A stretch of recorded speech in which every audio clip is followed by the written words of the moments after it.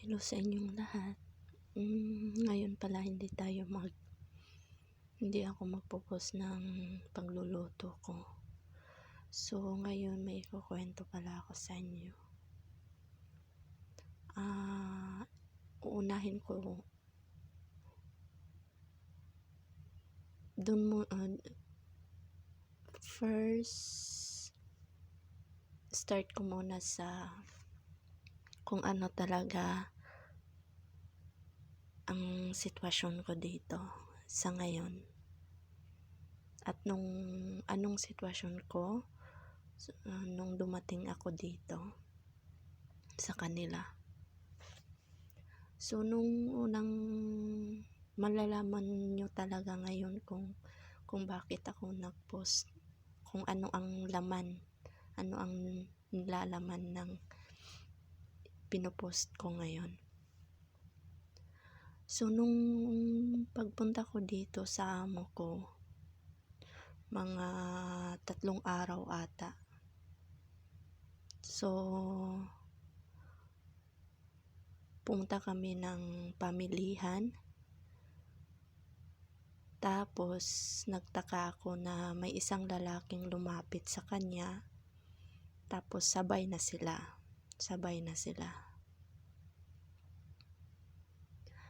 Tapos nung sila nagsabay, sila yung pumili ng kung anong bibilhin, parang ganon. So wala lang ako.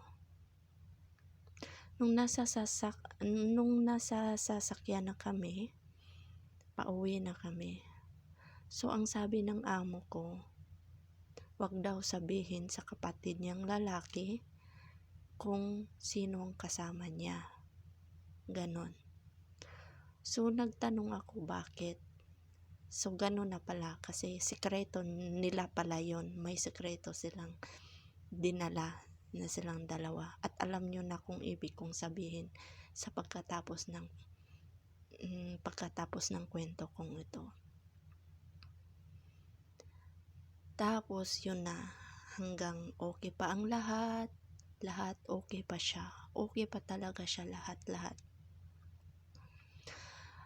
At may isang beses sabi ng amo ko na yung lalaki daw naghahanap ng magiging katulong. So kasi mabait din naman ang lalaki. Ang ginawa ko, naghanap ako, tinatanong ko yung mga kaibigan ko, tapos nakahanap ako. Ang sabi ko sa amo ko, pag dumating yung kaibigan ko dito, pwede bang magkita kami kahit sa isang buwan, isang beses? Sabi niya, oo, wala daw problema yun. Sabi ko, sige. Sinabi ko sa kanya nga na may nahanap ako, ganon. Tapos yun na. Kinalaunan, hindi na natin tatagalin yung storya. Napunta nga ang kaibigan ko dito. So, nagiging katulong na siya ng lalaki ng amo ko. Ngayon, magsi 6 months na siya. Ngayon, yung kaibigan ko mag 6 months na siya sa lalaki. So, okay pa man. Okay yung sitwasyon, ganon. Pero, nung sinabi niya na magkita kami every month, hindi natupad yun. So hindi lang din ako nagtanong, gawa din ng lockdown, gawa din ng mga problema, gawa din ngayon ng mga COVID.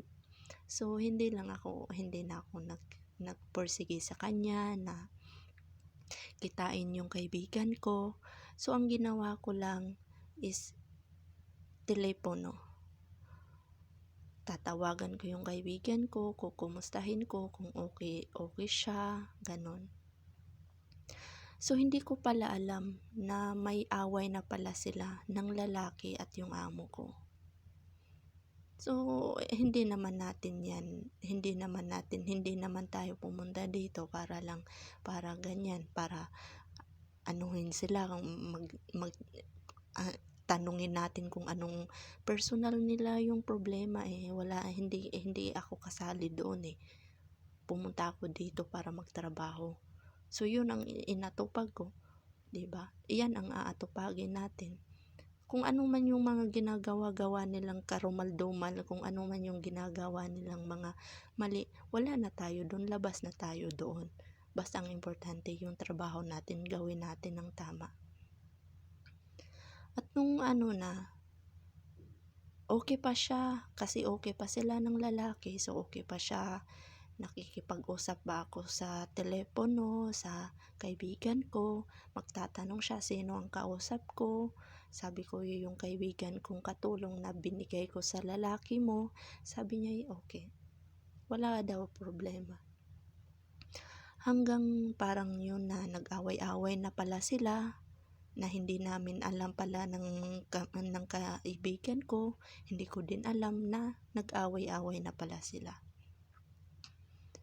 So kanina yun na nga, kanina, ito talaga yung dahilan kung bakit talaga sinabi ko to ngayon at ilalagay ko to siya ngayon sa post ko, kahit yung mga post ko sana ay mga pagluluto, kung yung hindi ba ganito sana, pero parang ang sakit sa dibdib ang sakit sa dibdib. So kanina na nga, yun na nga, kanina kinausap ko yung kaibigan ko. So dumating siya, sabi niya, so nung pagdating niya, hindi ko pa pinatay. Tapos sabi niya, sino yan? Tapos sabi ko, kaibigan ko. Tapos yun na, parang iba na yung tono niya. So pinatay ko. Nung pagpatay ko, yun na, sobrang galit niya. Ba't daw ako nakipag-usap sa kaibigan ko? Hindi daw pwede akong makipag-usap sa kaibigan ko. Ganun na siya. Sobrang lakas ng boses na niya. Sobrang galit niya. Ako naman itong si muchacha, sabi ko sa kanya, bakit sobrang galit mo? Ano bang ginawa ko sa'yo? Ano bang pagkakamali ko sa'yo? Sabihin mo, sabi ko sa kanya. Tapos sabi niya, hindi, hindi, di ba sabi ko sa'yo na hindi ka na pwede makipag-usap? Sabi ko, kailan mo sinabi yan? Sabi ko sa kanya, kailan mo sinabi yan? Hindi ko naman naisip na, hindi ko ma-remember na sinabi mo sa akin na hindi ko nakakausapin yung kaibigan ko. Sabi ko sa kanya, sinabi mo nga na every month makipagkita ako sa kaibigan ko, pero hindi natupad yun. May narinig ka ba sa akin? Wala, sabi ko sa kanya. Tapos yun na, sobrang galit na niya. Tapos sabi pa niya sa akin, ang sabi niya sa akin, hindi ka dapat makipag-usap sa kanya.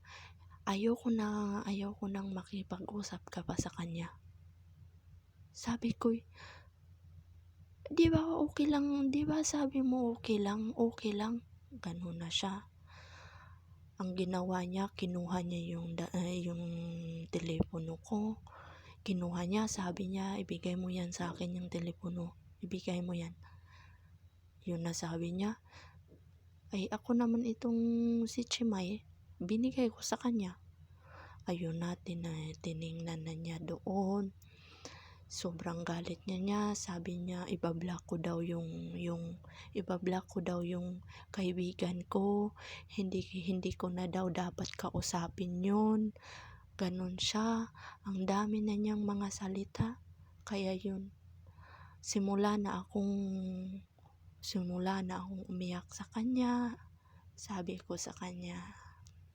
Sabi ko, bakit ganito?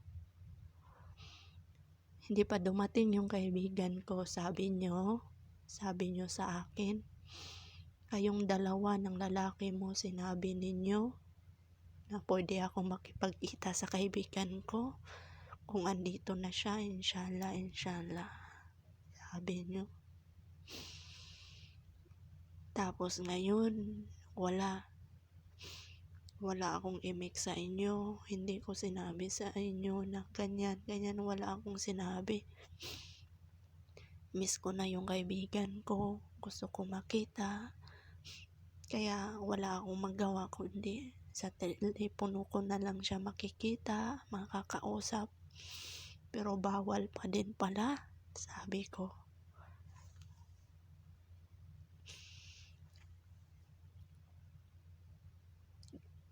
May sinasalita din siya, hindi din ako huminto. Sinabi ko sa kanya, Camel, sabi ko sa kanya, Camel, kasi Camel yung dapat na lang natin isabi sa kanya eh. Hindi natin pwede sabihin kung ano yung pangalan. Sabi ko sa kanya, Camel, sabi mo sa akin, pwede kong makita yung kaibigan ko, miss ko na, pero hindi mo pinapakita sa akin. Hindi ko alam na nag-away na pala kayo ng lalaki mo. Kung ano mang meron kayo, kung nag-aaway kayo ng lalaki mo, labas kami doon. Labas kami ng kaibigan ko. At hindi ko naman din alam na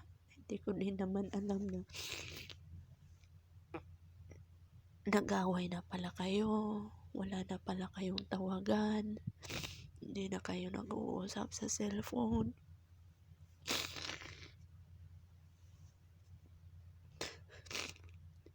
Kung alam ko lang na ganito pala,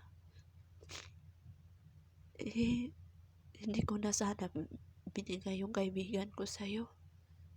Hindi ko na sana binigay yung kaibigan ko sa lalaki mo kung ganito lang din pala. Kahit sa telepono hindi ko makausap. Ilang beses na kayong nag-away ng lalaki mo.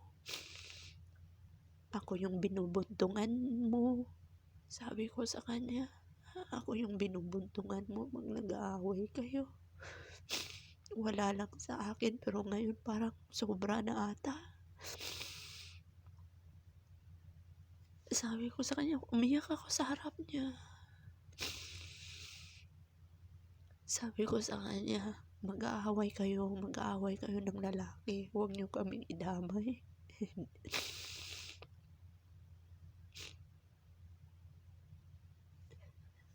At sinabi ko din sa kanya, nung nakaraan, tinanong mo ako kung sinong kausap ko. Sabi ko, kaibigan ko. Sabi mo, okay lang. Tapos ngayon sobrang galit mo. Dinadamay nyo kami sa away ninyo. Sabi ko, kung ayaw na ng lalaki sa'yo, huwag mong ipilit sarili mo. Maraming lalaki, sabi ko sa kanya.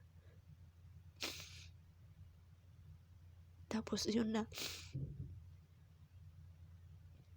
pumunta ako dito sa niligpit ko yung mga damit na pinaglaban ko. Sobrang iyak ko. Yung telepono ko hindi pa niya binigay. Sabi niya, ito daw ang teleponong ito, ginagamit ko lang daw sa kahit ano. Sabi niya, sabi ko sa kanya, dapat pala lahat ng gagawin ko, isasabi ko lahat sa'yo, kahit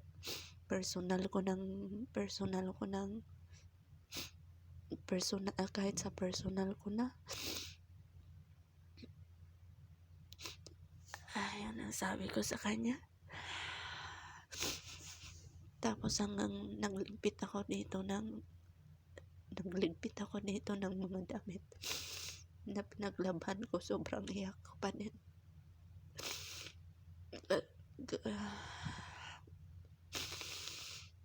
Sobrang galit niya sa ginawa ko pagtawag ko sa kaibigan ko. Hanggang kahit nagligpit ako, umiiyak pa din ako kasi nasa isip ko, nasagot ko siya. Ang dami na namin mga pinagpalit-palit na mga salita. Hindi na din ako nakatimpi sa kanya.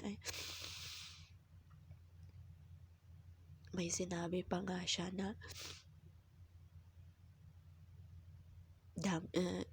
pumunta daw ako dito sa kanya. Ang gawa ko lang daw ay puro pagkakamali. Tapos sabi ko sa kanya,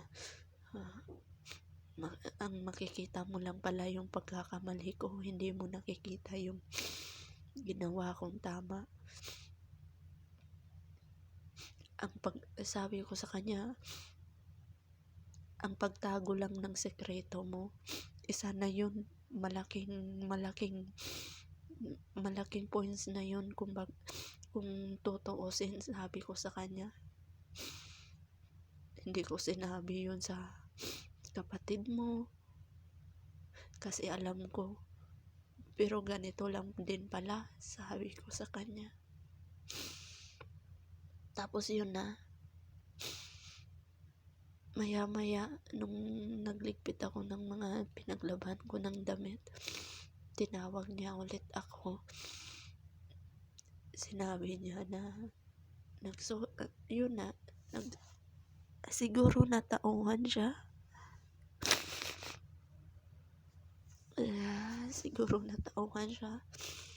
Sabi niya, patawarin mo daw ako kasi yung galit ko sa lalaki, binundong ko sa'yo. Inisip niya daw kasi nung nangangailangan pa yung lalaki sa kanya, yung wala pang katulong yung lalaki ako yung andon, kaming dalawa yung tumutulong sa lalaki. Minsan siya yung magluluto, pero ako yung tagabantay ako yung tagalinis ng bahay, nag-alaga ng mga bata. Tapos siya nagbibigay din siya yung tagaluto. Minsan ako, inaalagaan niya yung lalaki. Naintindihan ko din naman siya kasi sobrang mahal niya yung lalaki. Pero ang sa akin lang din, siguro mali din naman ako, sinagot-sagot ko siya, pero natauhan din naman siguro siya sa sinasabi ko kasi humingi siya ng tawad sa akin. Ako din naman, humingi ako ng tawad sa kanya. Niyakap ko siya ng mahigpit, kinis ko siya ng ilang beses. Sabi ko sa kanya, patawarin mo din ako kasi sinasagot-sagot kita, hindi sana dapat nasasagutin kita. Pero hindi din maganda na ganun na lang parati. Tapos yun na, sabi niya, ako din, patawarin mo din ako kasi sa galit daw niya sa lalaki, dito niya binuntong sa akin. Kaya iwan ko kung hindi ko alam kung bakit sinasabi ko to sa inyo. Ang hirap ng mag-isa ka lang.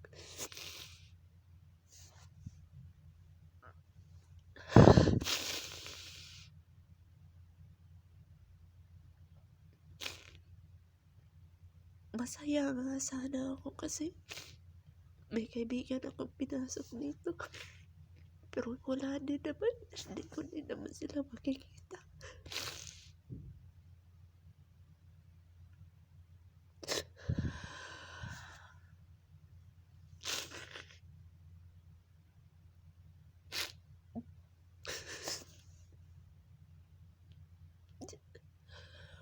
Ganito kasi.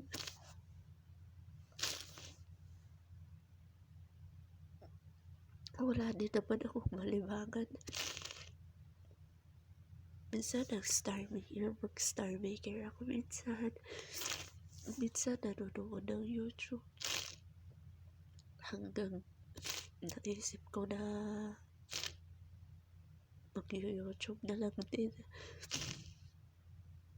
Kasi bumibili akin naman din yung pagbili na para may data ako. Pera ko din naman, bumibili din naman ako para makapag-data ako dito. Kasi kung hindi ko itong gagawin, iwan ko. Ang dami kong naranasan dito. Isa lang to sa dami ng naranasan ko sa bahay na ito.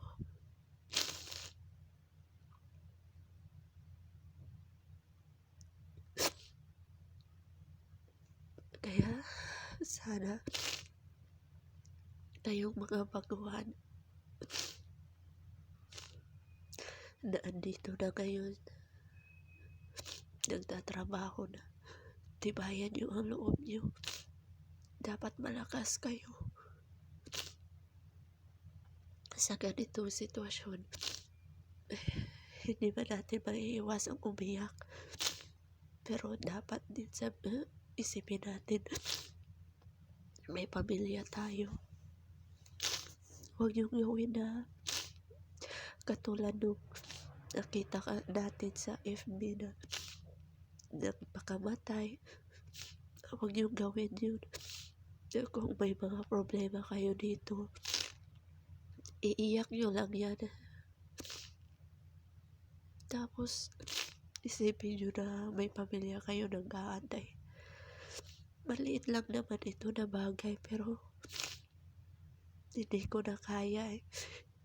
Hindi lang ito ang naranasan ko sa bahay na ito. Ang dami kong naranasan sa bahay na ito.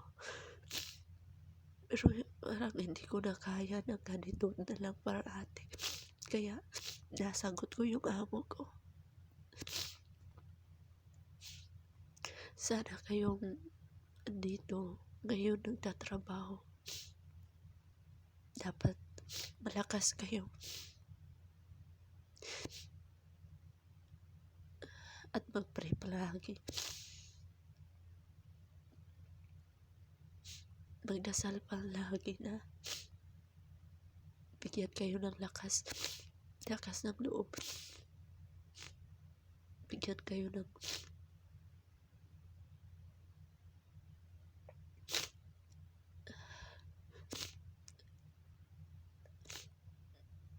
dasal nyo sa Panginoon na sana makaya nyo lahat ng magkapagsubok dito.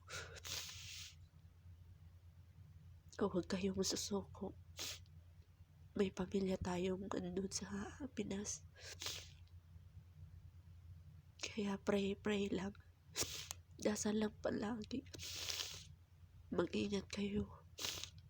Mag-ingat kayong baguhan dito. Kahit hindi baguhan, lahat ng mga nagtatrabaho dito na kasambahay, mag-ingat kayo at dasal lang palagi. Salamat sa pakikinig.